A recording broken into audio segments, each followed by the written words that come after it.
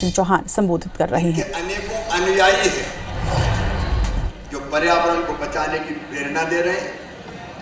मैं उनको प्रणाम करता हूं, दोनों हाथ जोड़ के शीश झुका के प्रणाम करता हूं, क्योंकि उनके आशीर्वाद से ही ऐसे हमारे संकल्प फलीभूत होंगे। हमारे इस कार्यक्रम में उपस्थित प्रख्यात सामाजिक कार्यकर्ता, वनस्पति शास्त्री, हिमालयन पर्यावरण अध्ययन और संरक्षण संगठन के संस्थापक, जिनको पद्मश्री और पद्म विभूषण से सम्मानित किया गया है, और पर्यावरण के मामले में दुनिया का जाना पहचाना नाम है, आदरणीय अनिल प्रकाश जोशी जी। तालियां बजा के उनका स्वागत कीजिए, अभिनंदन कीजिए। एक बार सभी धर्म गुरुओं का भी आप ताली बजा के अभिनंदन कीजिए। हमारे उप मुख्यमंत्री आदरणीय राजेंद्र शुक्ला जी, इस कार्यक्रम में उपस्थित हमारे भाई गोविंद सिंह राजपूत जी, मेयर साहब डॉक्टर हजेला जी, किशन जी, आलोक जी, सुमित जी, अभी कमलेश दाजी पधारने वाले हैं, मुख्यमंत्री जी भी आने वाले हैं, लेकिन पर्यावरण से प्रेम करने वाले हैं। मेरे प्रिय बहनों, भाइयों और भांजे भांजियों, आप सबको प्रणाम।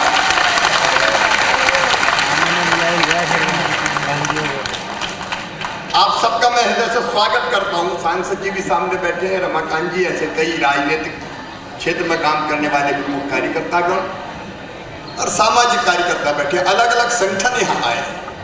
Bhopal chamber of commerce, Bhopal bar association, CREDAI, Madhya Pradesh दर्शक home association, Govindpura industries association, राजधानी वस्त्र व्यवसायी संघ, लायंस क्लब, लियो क्लब, थोक वस्त्र व्यवसायी संघ, गुजराती समाज, निगम मंडल अधिकारी महासंघ, अनेकों संगठन हैं। मैं क्षमा चाहूँगा, कई के नाम मैं ले नहीं पा रहा हूँ, और मेरे भांजे भांजी महाविद्यालयों से विशेष रूप से उत्साहवर्धन करने आए हैं, मैं उनका भी स्वागत करता हूँ।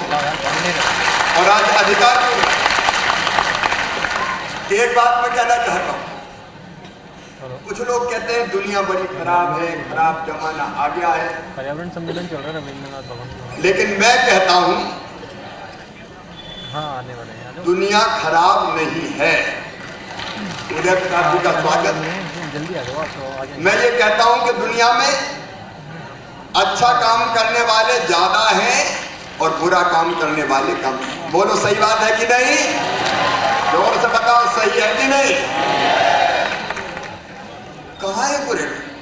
मुट्ठी उंगलियों पे गिन दिलाए, लेकिन चर्चा बुरों की होती है।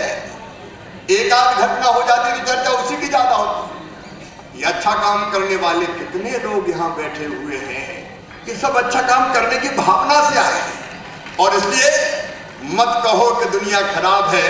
मैं कहता हूँ दुनिया बहुत अच्छी है। केवल बुरा सोचे तो बुरा ही दिखाई देते। बुरा जो देखन में चला, बुरा न मिलिया कोई, जो मन देखा आपना, मुझसे बुरा न कोई।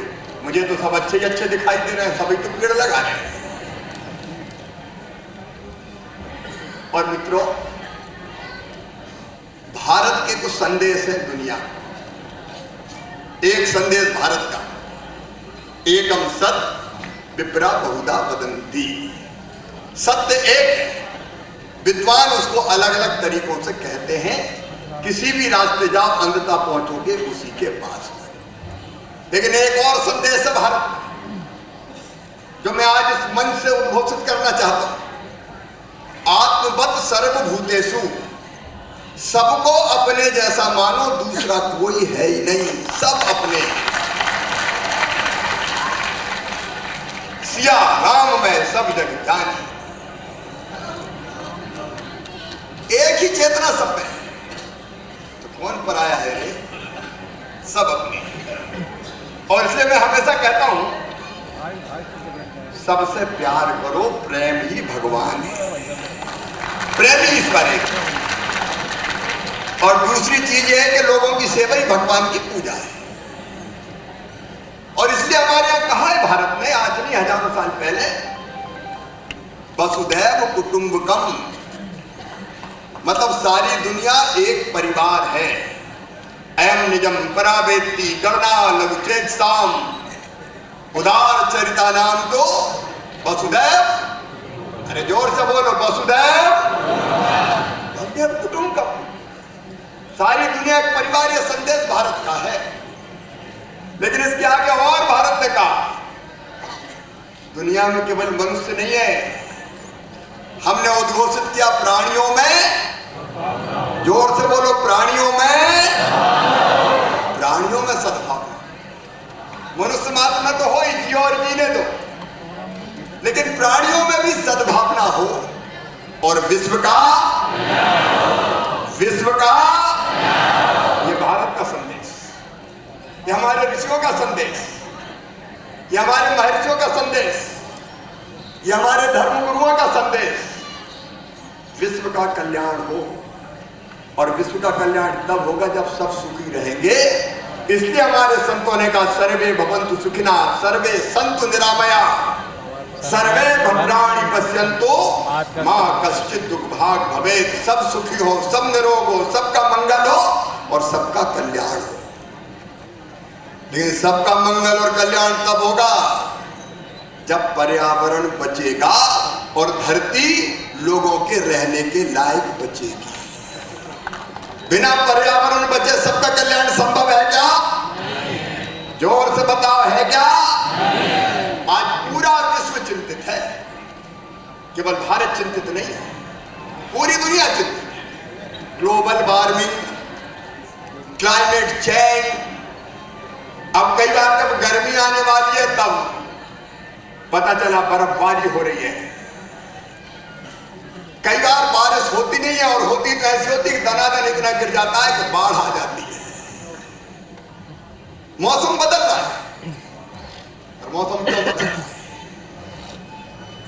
दुनिया बता रही है, वैज्ञानिक बता रहे हैं, कार्बन गैसों के उत्सर्जन के कारण धरती की सतह का तापमान लगातार बढ़ता जा रहा है। 2050 तक धरती की सतह का तापमान 2 डिग्री सेंटीग्रेड बढ़ जाएगा और तब हमारे ग्लेशियर पिघल जाएंगे और समुद्र का जल स्तर बढ़ जाएगा, तबाही आएगी। और इसलिए क्लाइमेट चेंज में दुनिया भर में कई सम्मेलन, संयुक्त राष्ट्र संघ द्वारा जलवायु परिवर्तन पर बुलाए गए सम्मेलन में हमारे प्रधानमंत्री श्रीमान नरेंद्र मोदी जी ने कुछ कमिटमेंट किए दुनिया के साथ, कुछ कमिटमेंट किए।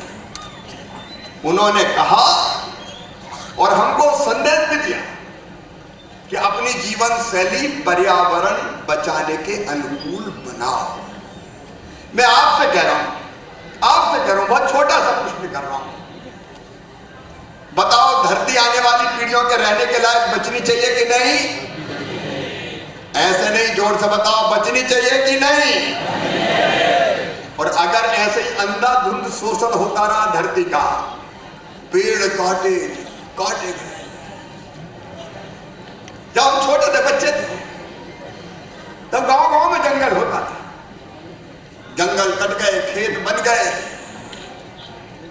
हरियाली को निगल गया विकास, और कार्बन गैसों के उत्सर्जन ने एक अलग परिस्थिति पैदा कर दी। मैं उसका बहुत विस्तार में नहीं जा रहा, लेकिन आज बहुत जिम्मेदारी के साथ कह रहा हूं, ये पर्यावरण सम्मेलन कर्मकांड नहीं है मित्रों। ये गंभीर चिंता का जो विषय है पूरी दुनिया के लिए, और भारत के प्रधानमंत्री श्रीमान नरेंद्र मोदी जी ने पूरे विश्व को संदेश दिया है, लाइफ का मंत्र दिया है उन्होंने। लेकिन वो हमको आत्मसात करना पड़ेगा। धरती को बचाने की जवाबदारी हमारी भी है। बोलो, है कि नहीं? और जोर से बोलो, और जोर से। हमारी जवाबदारी भी है। और इसलिए मेरे मन में विचार आया, तब जब मैं मुख्यमंत्री था, हम भाषण देते थे पेड़ लगाओ, पर्यावरण बचाओ, पेड़ लगाओ। मेरे मन में ये विचार आया, देखो पर्यावरण बचाने के कई तरीके हैं, लेकिन उसमें सबसे आसान तरीका और सबसे महत्वपूर्ण उसके वैज्ञानिक पक्ष पर जब डॉक्टर अनिल जोशी बोलेंगे तब पता ही गया, लेकिन बहुत आसान तरीका है, एक पेड़ लगाओ और दूसरे पेड़ बचाओ। अब पेड़ ना कटे जब तक अत्यंत आवश्यक ना हो जाए, और दूसरा पेड़ लगाओ। अभी पेड़ लगाओ की बात बहुत होती है, लेकिन मुझे लगा केवल भाषण देते रहे तो शिवराज काम नहीं चलेगा, और इसलिए सबसे पहले तू पेड़ लगा। जब तू पेड़ लगाएगा तब तू कहने का अधिकारी होगा बाकी से कि पेड़ लगाओ। बोलो सही बात है कि नहीं? और इसलिए 19 फरवरी नर्मदा जयंती के दिन मैंने ये संकल्प लिया कि मैं रोज एक पेड़ लगाऊंगा, और तब से लेके आज तक कोई भी परिस्थिति रही हो, कोविड के दौरान भी जब मैं बीमार हो गया तब भी मैंने कहा कि गड्ढा खोद के पेड़ बगल में रख दो, पेड़ तो लगाऊंगा चाहे कुछ भी हो जाए। तब से लगातार पेड़ लगते, और अब मैं अकेला नहीं लगाता, रोज लोग आते हैं। एक आह्वान किया लोगों को कि भैया रोज नहीं लगा सकते, प्रैक्टिकली रोज नहीं लगा सकते, बात सच है। आप मैंने कहीं कहेंगे मामा भाषण दे रहे रोज लगाओ, कहां से लगा दे रहे हो? पढ़ना है, लिखना है, दुकान चलाना है, तो रोज नहीं लगाओ। तो एक संदेश है कि कम से कम जन्मदिन के दिन तो लगा सकते हैं।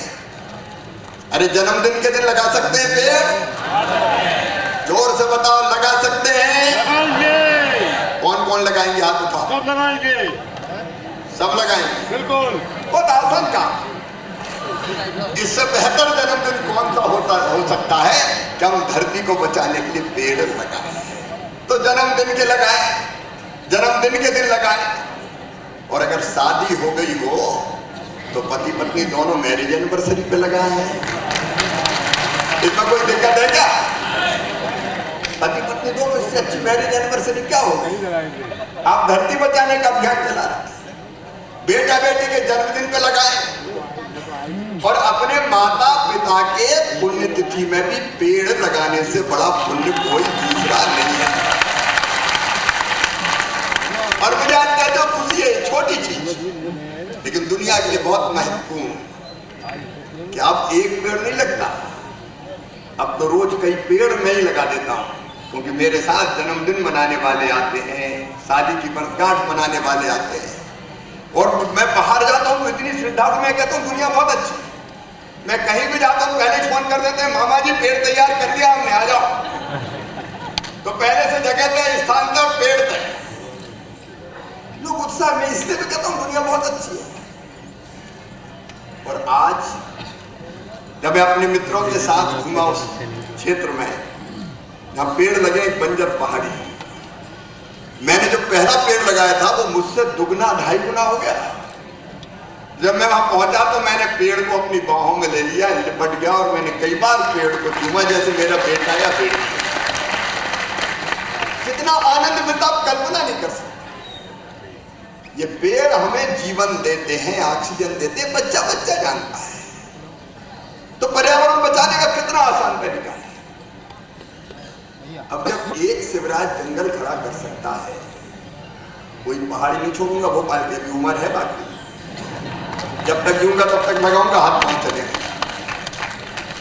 देखिए कोई ना कोई सामाजिक काम हाथ में लो रे मेरे भाई। हमारे प्रधानमंत्री जी ने भी कहा राजनीतिक कार्यकर्ताओं को एक सामाजिक काम हाथ में लो, राजनीति के साथ साथ सामाजिक काम हाथ में लो। तो कोई एक काम हम अपने काम के साथ करते रहे। और इसलिए अगर धरती को आने वाली पीढ़ियों के लिए सुरक्षित रखना है तो हम पेड़ लगाएं। अब पेड़ लगाना अकेले सरकार का काम भी नहीं। मैं मुख्यमंत्री था, मैं कहता इकट्ठे लगाओ। अब इकट्ठे लगाओ तो कितने जिंदा बचेंगे, कितने नहीं बचेंगे, वो संकट पैदा हो जाता है। इकट्ठे का लगाओ, विशेष प्रयोजनों पर लगाओ। अभी मुख्यमंत्री जी आने वाले हैं, तो ये काम समाज और सरकार को मिलकर करना पड़ेगा। पेड़ लगाने के लिए 4 चीजें चाहिए। नंबर 1 पेड़ चाहिए, नंबर 2 पेड़ लगाने वाला चाहिए, नंबर 3 पेड़ जमीन पे लगेगा तो धरती चाहिए। अब कई भांजे भांजी करो मामा लगाए कहा, ये तो बता दो, तो धरती चाहिए लगाने। और चौथी चीज, लगने के बाद पेड़ की सुरक्षा चाहिए ताकि बच सके और बड़ा हो सके। अब ये दोनों काम सरकार और समाज मिलकर करें। आज मैं एक बात ये कहता हूं, मुख्यमंत्री जी आएंगे तब मैं उनसे कहूंगा कि पेड़ लगाने के लिए धरती जमीन सरकार उपलब्ध कराए। अब जैसे भोपाल में मुझे स्मार्ट सिटी पर पेड़ लगाना है, बड़े शहरों में 4 जगह 5 जगह पेड़ लगाने की जगह हो सकती है, छोटे शहर में 1 जगह काम चल जाएगा, और गांव में ग्राम पंचायत में 1 जगह तय हो जाए। कहीं गांव के 1-8 किलोमीटर दूर भी हो सकती है, वहां पेड़ लगे। और पेड़ की सुरक्षा पर स्थानीय निकाय के मेयर साहब बैठे हैं यहाँ पे, तो वो स्थानीय निकाय के लोग करें, क्योंकि रोज लगा दिया तो बच्चे अब लगा गए या बड़े भी लगा गए, तो सुरक्षा स्थानीय निकायों को करनी पड़ेगी। तो एक अभियान पर्यावरण बचाने का, पेड़ लगाने का। दूसरा अभियान, और हम कुछ छोटी छोटी चीजें सोचे धरती बचाने के लिए। दूसरा अभियान है ऊर्जा के संरक्षण का अभियान। प्रधानमंत्री जी ने कहा ग्रीन एनर्जी। अभी अभी एक योजना घोषित हुई है जिसमें कहा है कि हर घर सोलर पैनल लगाएं और उससे बिजली बनाएं, और सोलर की बिजली बेच भी दें जितनी जरूरत है, जरूरत से ज्यादा तो बेच। तो मुझे लगता है कि आज पर्यावरण सम्मेलन एक फैसला तो ये करे कि हम पेड़ लगाएंगे विशेष अवसर पे, जन्मदिन पर, शादी की वर्षगांठ में, लेकिन साल में 1 पेड़ कम से कम लगाएंगे। तो इससे पर्यावरण सम्मेलन सहमत है। और 1 पेड़ साल भर में 1 बार। हाथ उठा दो सब, प्रस्ताव पारित होते हुए चले। बोलो भारत माता की और धरती माता की। दूसरी बात कि हम अपने घर को रोशन करेंगे सोलर की बिजली से। बहुत कठिन काम नहीं है, सरकार कुछ व्यवस्था भी कर रही है। 75,000 करोड़ रुपए मैंने पढ़ाए के इस बात के लिए रखे जा रहे हैं, सोलर की बिजली के लिए।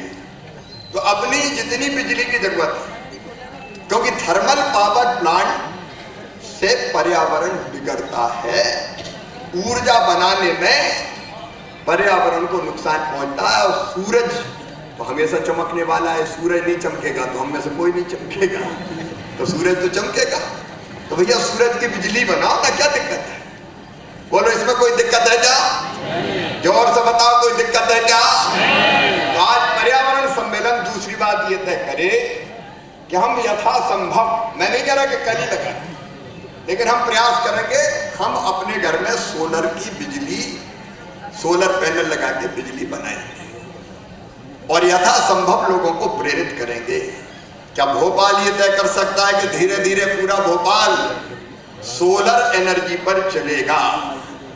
सारे एसोसिएशन या बैठे जरा हाथ उठा के बताओ, क्या हम तय कर सकते हैं? मैं आजकल की बात नहीं कर रहा, लेकिन हम कर सकते हैं क्या? जोर से बताओ, कर सकते हैं क्या? ये जितने बड़े एसोसिएशन आए और स्टूडेंट्स भी सब मिलकर ये कर सकते, धीरे धीरे हम सोलर पैनल पे जाएंगे, सोलर की बिजली बनाएंगे, बड़ा काम हो जाएगा। पद्मश्री सत्येंद्र जी भी हमारे बीच में बैठे हुए हैं। ये वो दिव्यांग जिन्होंने चमत्कार किया, इनका भी ताली बजा के स्वागत करो। और तीसरी चीज,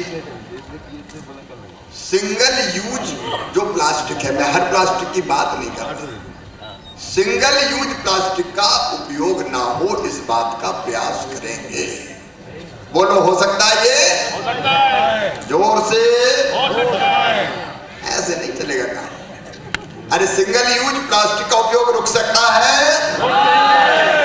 ये छोटे छोटे, मैं पूरे प्लास्टिक की बात नहीं कर रहा, जो सिंगल यूज प्लास्टिक केवल उसकी जगह विकल्प मिलेंगे। तो अगर ये छोटे छोटे कदम हम उठाएंगे तो धरती को बचाने में बहुत कारगर होंगे। और ये काम जनता को सरकार के साथ मिलकर करना। और एक बात और अंत में कह के अपनी बात समाप्त करूंगा, उसके बाद अनिल जी, दाजी और मुख्यमंत्री जी भी हमारे बीच में हैं, उनको भी और मुख्यमंत्री जी उनको सुनने का मौका मिलेगा। ये बहुत गंभीर प्रयास है मित्रों। में एक बात जो मेरी अंतरात्मा में है, हमको प्रयास ये करना है कि मध्य प्रदेश की धरती पर बेटा और बेटी बराबर जन्म लें, बराबर पैदा हो। अभी सेक्स रेशियो में अंतर है, 1000 बेटों पर 956 बेटियां पैदा हो रही है। ये पहले 912 थी। लाडली लक्ष्मी जैसी योजना के कारण, समाज की जागरूकता के कारण, धर्मगुरुओं के प्रचार के कारण थोड़ा अंतर आया है। लेकिन आप बताओ, बेटा और बेटी बराबर है कि नहीं? जोर से बोलो, है कि नहीं? बेटा बेटी में कोई भेद होना चाहिए क्या? स्त्री पुरुष में कोई भेद होना चाहिए क्या? ये संतुलन स्थापित करना भी जरूरी है। बेटी है तो ही कल है।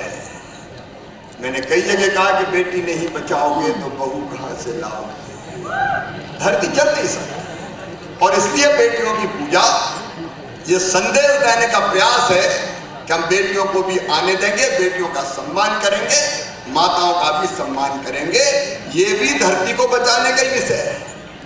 और इसलिए ये 4 चीजें मुझे लगा कि जितने जागरूक नागरिक हैं, न केवल भोपाल के बल्कि भोपाल के बाहर के भी, पूरे मध्य प्रदेश के और मध्य प्रदेश का देश के, क्योंकि अभियान तो दुनिया के लिए है, लोगों को ये तय करना चाहिए। मेरे मन में आया कि शिवराज अकेला तू लगा रहा है पेड़, तू से अब हम की यात्रा कर, अकेला तू नहीं, हम मिलके पेड़ लगाएं। और इसलिए आज आपको वक्त दिया है, हम मिलके पेड़ लगाएं, हम मिलके ऊर्जा का संरक्षण करें, हम ग्रीन एनर्जी का उपयोग करें, हम सिंगल यूज प्लास्टिक से बचें, और हम कम से कम बेटी और बहन का सम्मान करें, आदर करके उनको भी बढ़ने का मौका दें, ताकि धरती माता सुखी हो सके। यही मेरा निवेदन है। हर कार्यकर्ता को अपने काम के साथ इस सामाजिक काम में जुटना चाहिए। तो बताइए, मेरे चारों प्रस्ताव से आप सब सहमत हैं? तो एक बार दोनों हाथ ऊपर उठाएं, दोनों मुट्ठी बांधें और भारत माता और धरती मैया की जय का उद्घोष करें। बोलिए भारत माता की, भारत माता की, धरती मैया की और नर्मदा मैया की, क्योंकि नदियां भी हमारे लिए माता हैं। प्रकृति की भी हमने पूजा की है। पेड़ों की हम पूजा करते हैं, नदियों की हम पूजा करते हैं। हर जगह एक ही चेतना देखते हैं। नदियों, पर्वत, पहाड़ों में, ग्रह, नक्षत्र, तारों में बस एक वही है। और इसलिए धरती को बचाने के इस अभियान में आइए सब मिलके साथ चलें। मेरे साथ बोलिए, हर हर नर्मदे। मेरे प्रिय मित्रों और बेटा बेटियों, अभी कार्यक्रम चलेगा। अभी हमारे विख्यात पर्यावरणविद हमारे बीच में हैं, उनका उद्बोधन और मार्गदर्शन हमको सुनने मिलेगा। बाद में मुख्यमंत्री जी आएंगे, तब मैं एक बार फिर इस संकल्प को दोहरा के और सरकार से जो सहयोग अपेक्षित है उसकी बात भी करेंगे। तब तक हम सब लोग कार्यक्रम में रुकेंगे। बहुत बहुत धन्यवाद इतनी बड़ी संख्या में पधारने के लिए। आप सबको मैं प्रणाम करता हूं और मिलकर एक नया इतिहास रचेंगे, धरती बदलेंगे, पर्यावरण बचाएंगे, एक नया जमाना लाएंगे। बहुत बहुत धन्यवाद। और जोरदार ताली। तो पूर्व मुख्यमंत्री शिवराज सिंह चौहान को आप सुन रहे थे। पर्यावरण सम्मेलन का आयोजन यहाँ पर किया गया, जिसमें पूर्व मुख्यमंत्री के साथ साथ प्रदेश के मुखिया यानी कि मुख्यमंत्री डॉक्टर मोहन यादव भी यहाँ पर मौजूद है। आपको बता दें कि मध्य प्रदेश के पूर्व मुख्यमंत्री शिवराज सिंह चौहान के प्रतिदिन पौधारोपण के संकल्प को 3 साल पूरे हो चुके हैं। इस उपलक्ष्य में मंगलवार यानी आज रविंद्र भवन में पर्यावरण सम्मेलन कार्यक्रम का आयोजन किया गया है। दीप प्रज्वलन के साथ इस कार्यक्रम की शुरुआत हुई थी, जिसकी सीधी और लाइव तस्वीरें लगातार IBC 24 अपने दर्शकों तक पहुंचा रहा है। और आपको बता दें कि मुख्यमंत्री डॉक्टर मोहन यादव भी यहाँ पर मौजूद है। इसमें आपको बता दें कि भाजपा के प्रदेश अध्यक्ष VD शर्मा, राज्य मंत्री कृष्णा गौर, पर्यावरणविद अनिल प्रकाश जोशी समेत कई नेता मंत्री मौजूद हैं। बहुत ही लोकप्रिय नेता